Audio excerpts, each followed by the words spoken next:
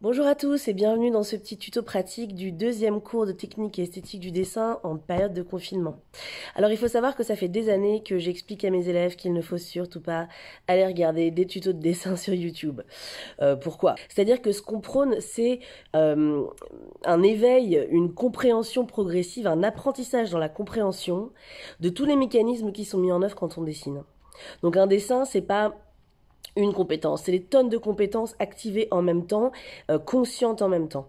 Donc par exemple, si on est dans un désir de représentation plutôt réaliste, comprendre comment est-ce qu'on construit, mais comprendre qu'on peut aussi prendre de la distance par rapport à cette réalité qu'on a en face de nous et qu'on veut représenter. Il y a aussi la question de la vivacité de la ligne, de la vie de la ligne. C'est quelque chose qui se ressent, c'est quelque chose qui s'éduque. Voilà, c'est pas quelque chose qui se copie ou qui se calque.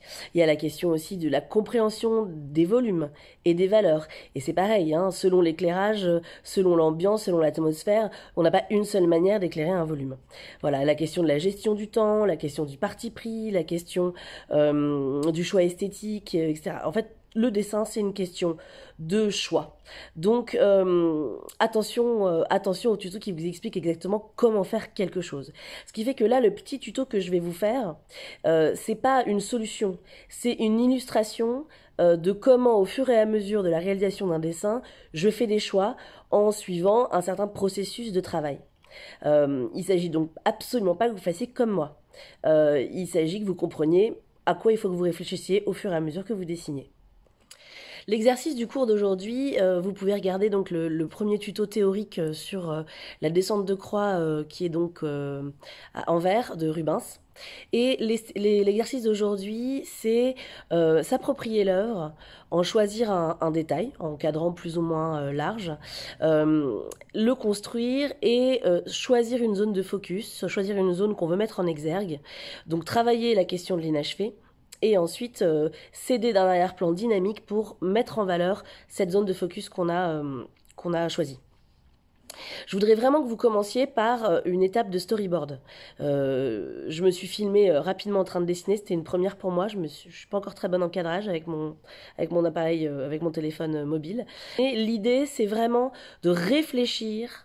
Et pas servilement, hein, de réfléchir aux différentes options qu'on a, sachant qu'on a les options infinies, et de se demander ce qui nous intéresse, ce qu'on a envie de représenter, à quel point on va resserrer le cadrage, etc. Et on va vraiment passer par cette étape-là avant de choisir notre détail et de le travailler.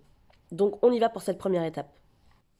Voilà, donc il s'agit là dans ce premier dessin de vraiment chercher simplement les gros blocs, les grandes dynamiques. Là je me concentre sur les trois personnages du haut, le Christ et les deux personnages qui sont en haut.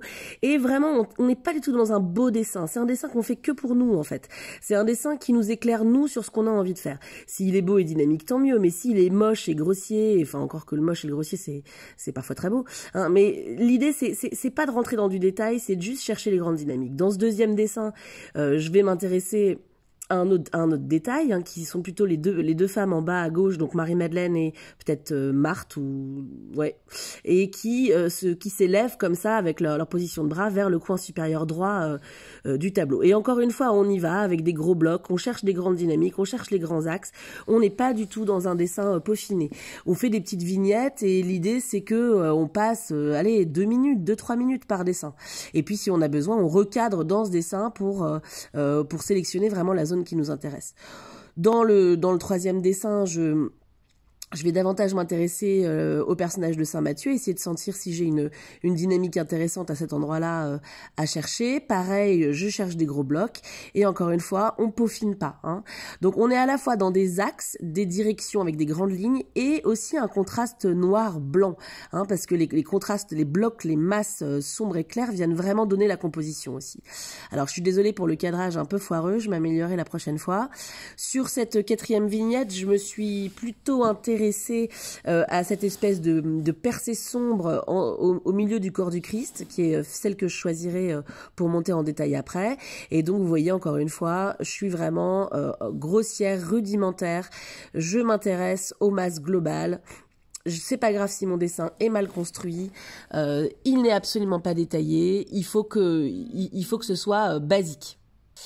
Dans ce cette cinquième vignette, j'ai plutôt cherché une dynamique dont j'avais pas parlé dans l'approche théorique là sur Rubin, c'est-à-dire cette espèce de forme ovoïde diagonale mais inversée avec la diagonale principale qui englobe donc Nicodème, le Christ, Saint Matthieu et le drapé soutenu par Nicodème. Et donc là cette espèce de grande forme ovoïde qui m'intéresse, et encore une fois je monte des gros blocs sans du tout chercher des détails. Mais ce travail extrêmement rapide, il me donne déjà aussi des indications sur comment je pourrais venir travailler un arrière-plan dynamique tout à l'heure. Donc il est intéressant. Hein. Il est intéressant parce que on se concentre sur l'énergie principale. On n'est pas dans le détail. Et souvent, quand vous avez du temps, vous êtes trop dans le détail et vous vous ramollissez et votre dessin il devient mou, il devient il perd en vivacité quoi. Hein. Donc je pourrais même dire parfois il devient un peu chiant. Sur ce dernier dessin, j'ai extrêmement mal cadré mon appareil photo, donc je m'en excuse, je vous ferai une photo après. En tout cas, voilà ce que ça donne, cette espèce de planche de storyboard. Vous pouvez faire 5, 6 vignettes, vous pouvez en faire 10, prenez le temps, vous pouvez être un peu moins précis que moi, ou vous pouvez être un poil plus précis, mais l'idée c'est que c'est une étape que vous faites pour vous, qui vous sert à vous et qui est pas juste pour faire plaisir aux profs. Hein. C'est pour vous, ça vous sert à comprendre ce que vous avez envie de tirer de cette œuvre. Allez, et on y va donc pour cette deuxième partie du travail qui est donc de monter notre détail, le cadrage qu'on a choisi, et évidemment d'abord de le construire, hein, de le construire à l'échelle qui nous convient. Là, moi, j'ai dessiné assez petit parce que j'ai des difficultés à me cadrer avec mon téléphone, ce qui m'a posé un petit peu de difficulté d'ailleurs pour le visage du Christ parce que c'était vraiment tout petit au niveau du visage et c'est un visage qui n'était pas évident à construire. En tout cas, voilà, le principe de construction, vous le connaissez, on l'a vu 1000 fois en cours. Il s'agit vraiment d'abord de commencer par des grandes formes géométriques, des grands axes, s'intéresser au vide dans lesquels on projette rien et donc qu'on peut redistribuer avec plus de justesse que un plan, notamment cette tête. Il faut pas la voir comme une tête, hein. Il faut essayer d'oublier ce qu'on dessine pour penser aux formes qu'on dessine. Voilà, on est beaucoup plus neutre, beaucoup plus objectif quant à la proportion d'une forme que quand on pense tête, bras, buste, etc. Donc on construit par les grands axes, par les grandes formes, par les vides. Et au fur et à mesure, on commence à réaffirmer. Hein, quand on est un peu plus sûr de nous, on réaffirme, on appuie un peu plus pour bien venir, se dire que on est au bon endroit. Alors vous avez vu, je fais du placement de produit en même temps. Je pensais réussir à couper ma clope à l'écran, mais en fait, j'ai pas réussi. Donc vous pouvez me voir en train de fumer. Vous remarquerez que je fume relativement peu. Enfin, je tire peu sur ma cigarette. En tout cas, voilà, on construit toutes les sous-formes. On vient préciser, repréciser, et évidemment ça sert à rien de s'attaquer à des détails tout de suite tant qu'on n'est pas sûr de l'ensemble. Donc on privilégie toujours comme d'habitude l'ensemble au profit du détail qu'on vient monter après. Hein. J'ai décidé moi de mettre le focus donc sur le Christ et sur cette espèce de vide noir à gauche du corps du Christ. Donc je vais volontairement rester relativement inachevé autour. Hein. Toute la périphérie va rester dans une sorte de première étape de construction. On va pas détailler à cet endroit-là. Donc je vais venir surtout détailler ce qui se passe au niveau du Christ, de la tête du Christ, du vide entre le bras du Christ et son corps. Donc on réaffirme progressivement, on passe par les repères aussi de morphologie interne pour vérifier sa construction, on appuie de plus en plus. Je vous conseille toujours, hein, je vous le dis en cours, de pas avoir 15 crayons différents. Prenez un crayon, un 5B, un 6B qui vous permet d'être léger au début et puis de monter en puissance progressivement. Donc là, au niveau de cette épaule, si jamais vous décidez de dessiner le Christ tout à l'heure, faut bien chercher les axes d'épaule et bien chercher le haut de la tête par rapport au coude. Donc ça, il s'agit, voilà, j'essaierai de faire un tuto pour la reprise des bases de construction si j'ai le temps. Voilà, j'essaierai de vous en faire un cette semaine. Mais voilà, les élèves qui me suivent en cours sont habitués à tous les outils qu'on met en œuvre pour construire et proportionner les grands axes, les grandes formes, le polygone d'enveloppe, c'est-à-dire la manière dont on peut joindre les éléments les plus extérieurs du dessin, les vides absolument, et puis ricocher un peu dans les repères internes de morphologie pour pouvoir venir peaufiner son dessin. Donc progressivement, j'avance, ça prend forme. Hop, composition, c'était checké, construction checké aussi. Placement des blocs des masses sombres et claires. Ça, c'est très important. Faut que ça arrive assez vite dans votre dessin. Il faut que vous ayez une atmosphère globale assez rapidement. Hein. Rappelez-vous, on met pas les valeurs une fois qu'on a trop détaillé à la ligne. On construit, ensuite on monte ces valeurs et ensuite on vient détailler, préciser et rehausser. C'est très important d'être dans cet ordre-là et de pas mettre du détail trop vite.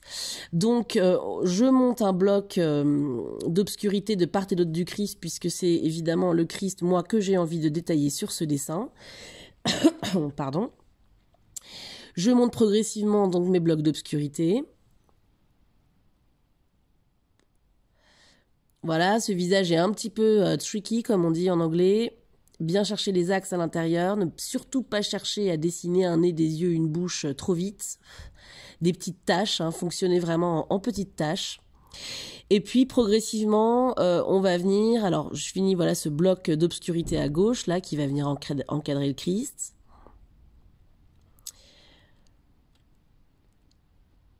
Et puis progressivement, une fois que ces blocs d'obscurité principaux sont placés de part et d'autre, je vais venir détailler un peu ce qui se passe dans la morphologie interne. Voilà, le détail du personnage principal, le détail du sujet principal. C'est sur lui que je veux mettre l'accent, c'est donc sur lui que je vais insister à la fois en termes de contraste, donc de puissance de noir, mais aussi en termes de détail. Il va être beaucoup plus détaillé que le reste du dessin. Donc rappelez-vous le principe, on monte d'abord une première valeur, on fait une découpe en deux. La lumière d'un côté, l'obscurité de l'autre avec un premier jus d'obscurité, que là, moi, j'ai fait à la trame, mais qu'on pourrait faire au plat de crayon, à la hachure directionnelle, au lavis, enfin voilà, hein, vous êtes en technique libre ce soir, donc faites-vous plaisir. Et donc d'abord, je monte un premier passage de gris, je rehausse quand même quelques contours pour y voir plus clair, hein. Je le fais pour moi, pour pouvoir avancer plus facilement, pour être sûr de bien marquer mon chemin. Donc je monte ce premier passage de gris, et je monterai le deuxième passage après. Voilà, il s'agit pour l'instant de bien séparer la lumière et l'obscurité. Je vais m'aider assez rapidement, je vais venir noircir assez rapidement ce vide aussi, parce que c'est pareil, j'ai besoin de ce vide bien noir pour avoir une idée claire de ma composition et de là où l'œil du regardant se pose. C'est important de régulièrement se laver les yeux, comme on dit, c'est-à-dire de fermer les yeux, de faire un tour et de revenir regarder son dessin avec un œil un peu neuf pour, d'une part, prendre un peu de recul pour voir si on est bon dans les proportions et d'autre part, pour regarder le chemin que votre œil parcourt dans votre propre dessin. Voilà, donc je vais venir densifier à cet endroit-là.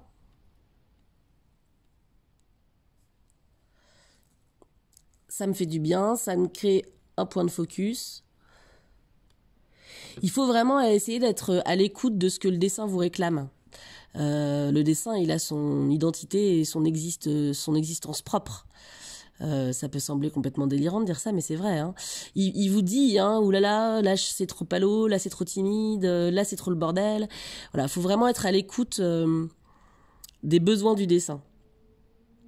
Sachant qu'on y répond chacun de manière différente, hein, mais...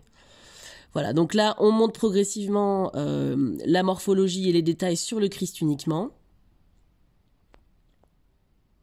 Ça commence à prendre à peu près forme. On pourrait s'arrêter là, hein, d'ailleurs. Hein, on n'est pas du tout obligé de monter plus. Hein.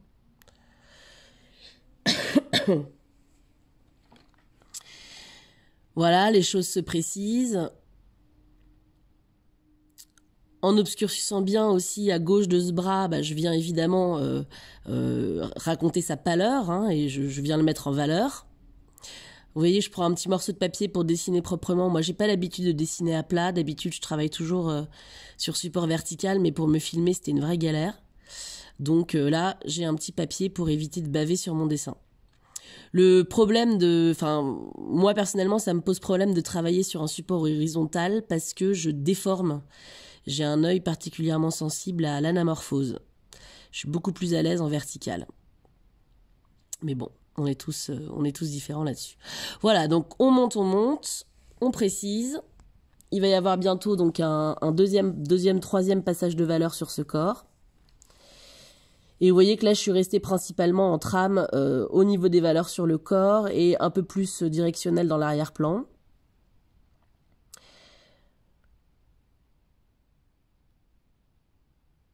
Voilà, pas évidente cette épaule. Alors vous allez voir, je vais monter ce bras et puis après je vais le gommer et l'estomper. Pourquoi? Parce que j'avais ressenti un peu le besoin de contraster ces contours à ce bras pour y voir plus clair, pour mieux le construire. Mais en réalité, il a tiré trop l'œil. Donc je l'ai gommé après pour ramener le focus, ramener l'œil du spectateur au centre du dessin. Je décide quand même de noircir à droite pour bien faire ressortir le corps du Christ dans son ensemble. Elle est un peu longue cette vidéo, hein. Mais je me suis dit que c'était pas mal que vous la regardiez rapidement quand même. Donc on noircit de part et d'autre du Christ pour bien le faire ressortir, hein. Quand on veut que quelque chose apparaisse pâle, on n'a pas beaucoup de solutions, il faut noircir à côté. Ce qui n'empêche pas de laisser quelques dynamiques quand même dans cet arrière-plan, hein, de suggérer une manche ou un début de quelque chose. Voilà, et là vous allez voir sur Saint-Mathieu, je l'avais plongé un peu dans l'obscurité, ce Saint-Mathieu, mais c'est pareil, à un moment donné je l'ai trop contrasté, et donc je suis venu le gommer pour qu'il prenne moins d'importance. Donc là je suis en train de le monter, au niveau de ses cheveux, au niveau des mèches, etc. Et puis en fait, je vais revenir en arrière après, je vais prendre une gomme et le calmer, parce qu'il a tiré trop l'œil.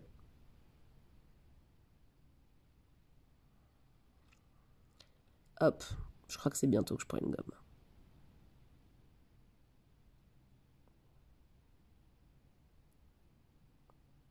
Voilà, donc en tout cas, c'est vraiment au fur et à mesure qu'on dessine, on se rend compte hein, de la pertinence de ce qu'on fait et on a le droit de revenir en arrière.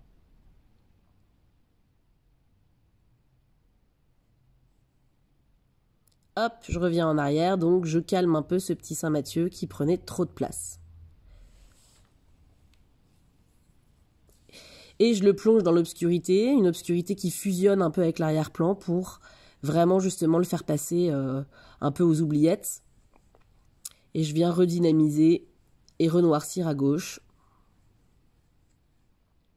J'essaye de construire un poil plus cette main quand même, qu'on sente que c'est une main.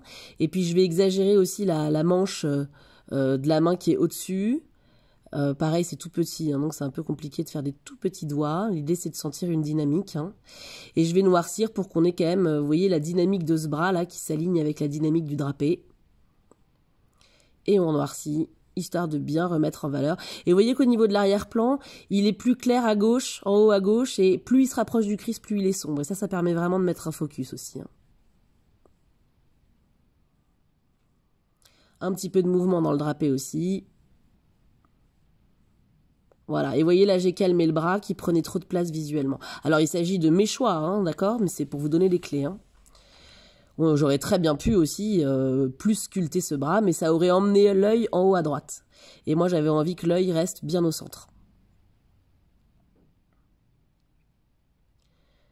Voilà, je le détache quand même un petit peu du drapé, avec une ligne de contact là au niveau de l'aisselle, et je renoircis dans le Christ, sous le visage, l'ombre portée sur l'épaule, pour bien attirer l'œil à cet endroit-là. Le portrait est pas facile parce que je l'ai fait donc tout petit. Et puis, vous remarquez aussi, ça c'est une leçon importante, en fait quand on travaille d'après des œuvres existantes, d'après des copies, en fait vous remarquerez que souvent la peinture c'est des pâtés, hein, c'est de la bouillie, hein, et c'est pas du tout aussi net que ce qu'on pense. C'est-à-dire que de loin on a une vision très précise, très nette de ce qui est représenté, et quand on s'approche c'est très flou en fait, c'est une sorte de magma. Je crois que c'est Diderot qui parlait de margouillis en parlant de peinture. C'est un peu ça. Donc attention à pas être trop linéaire dans ce portrait, à bien travailler en tâches.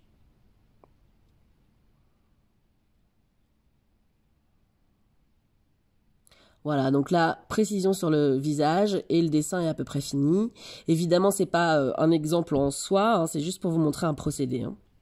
Sachant qu'on peut toujours se corriger et peaufiner son dessin et le corriger. Quand on travaille au crayon, évidemment. Quand on veut travailler à l'encre et avoir un dessin très calme, c'est différent. Il faut tout préparer à l'avance, mais là, on a la possibilité de tout monter au fur et à mesure et de revenir un peu en arrière.